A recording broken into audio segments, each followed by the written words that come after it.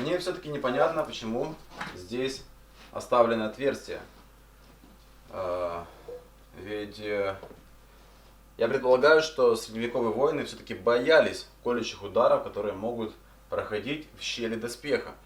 Именно поэтому все щели доспеха считалось правильно закрыть дополнительной кольчугой. Например, это область подмышки, была кольчужная вставка, были кольчужные юбки, даже были кольчужные трусы. Потому что снизу тут у нас соединение, у нас двигаются ноги, тут не защитить по-другому.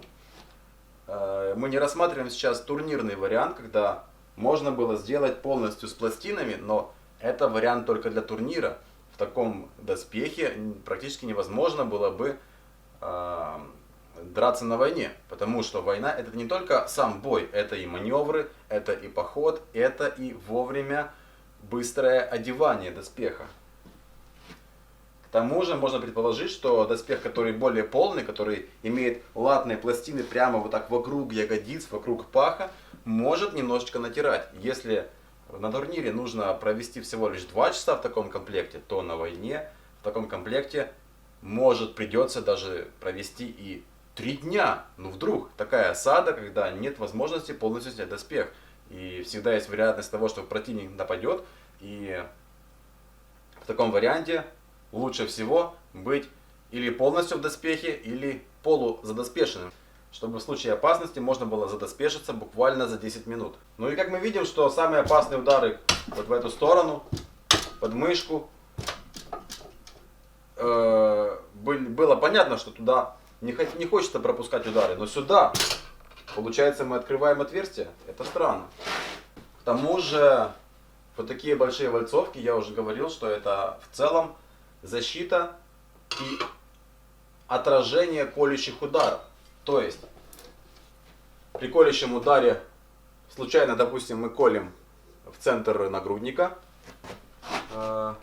Почему случайно? Потому что, будь я средневековым воином, я бы даже, наверное, не пытался бы пробить колющим ударом центр нагрудника, потому что я, скорее всего, бы знал, что здесь очень толстая сталь. Я бы хотел попасть куда-нибудь сюда. Это самый оптимальный вариант. Допустим, представим, что случайно попали в центр нагрудника, и острие поехало. И благодаря такой вальцовке оно или остановится, или же соскользнет в сторону. Да, конечно, может быть вариант, когда оно спрыгнет и все-таки пойдет дальше. Но шанс того, что эта вальцовка уведет острие от горла, очень велик. К тому же такие же вальцовки сделаны и на подмышках. То есть все, что колющее может случайно залететь и застрять в щель доспеха, будет отпрыгивать за счет такой вальцовки. Я сейчас бить не буду, потому что вещь новая. Мне не хочется ее портить. Может, конечно, и хочется, но оно того не стоит. Есть еще один момент. Вы видите, что юбка собрана нахлестом так, что если мы колем снизу вверх, то оружие не попадает в пластины. Возможно, это обусловлено тем, что рыцарь это в первую очередь конный воин. И, конечно, пехота будет колоть снизу вверх. И в такой сборке оружие не будет застревать в пластинах. Как если бы оно могло застревать при ударе наоборот. Например, я сразу попадаю и нахожу щель. Раз, я уже прошел в щель. В принципе, даже таким кинжалом можно проткнуть ногу рыцаря. Смотрите, я достаю, все. Это интересный момент. И именно такие нюансы с колющим оружием сейчас невозможно проводить в нашем современном историческом средневековом бою. Потому что колющие удары запрещены, так как они будут слишком травмоопасны для бойцов.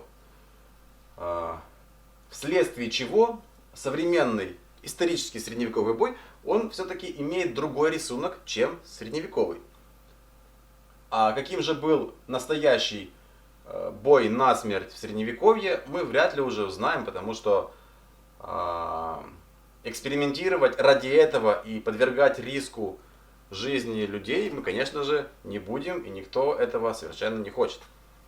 Мне кажется, что хема это самый приближенный вид единоборства к средневековому, потому что там разрешены колющие оружия, и кроме этого многие участники этого движения, если я не ошибаюсь, Они изучают средневековые приемы по средневековым же книгам. То есть средневековые мастера фехтования сделали учебники и описание определенных приемов и сделали картинки, как эти приемы проводить. И по ним сегодня эти ребята воссоздают средневековый бой. Скорее всего, это самое правильное восстановление исторического средневекового боя. Хотя там есть тоже свои ограничения. Скорее всего, эти ограничения заключаются в том, что используется в основном длинный полуторный меч. И ребята дерутся без доспехов. Хотя на некоторых фестивалях я наблюдал видео, где в полных латах ребята с протектированным оружием, вот таким,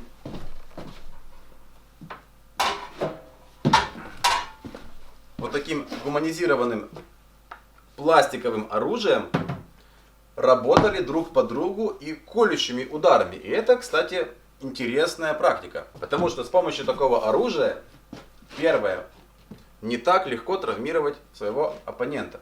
А травмировать вообще никто никого не хочет. Потому что травма это означает, что ваш единодумец, единомышленник, который занимается тем же самым хобби, выпадает из этого процесса на месяц, полгода, год, или, возможно, вообще уходит из этого движения просто потому, что он не хочет получать регулярно травмы. И благодаря такому оружию можно проводить интересные эксперименты, приемы, проводить интересное и весело время, не подвергая друг друга риску. Еще один плюс к такому оружию это то, что доспех не так портится, или же даже вообще не портится. То есть можно спокойно брать и бить доспех. Если доспех закален, ему не будет вообще ничего, только такие пятнышки, возможно, от самого этого пластика. А еще открывает возможности использовать более дешевые доспехи, которые не закалены и сделаны, например, из стали 3. И в таком лайтовом варианте, мне кажется, реконструкция, она более интересна и более безопасна, и можно использовать более исторические приемы, что приоткрывает вот это военное ремесло в немного более развернутом виде. Кстати, забыл добавить, что такое оружие протектированное можно купить в компании Audeo. Ссылка на их Facebook группу будет в описании.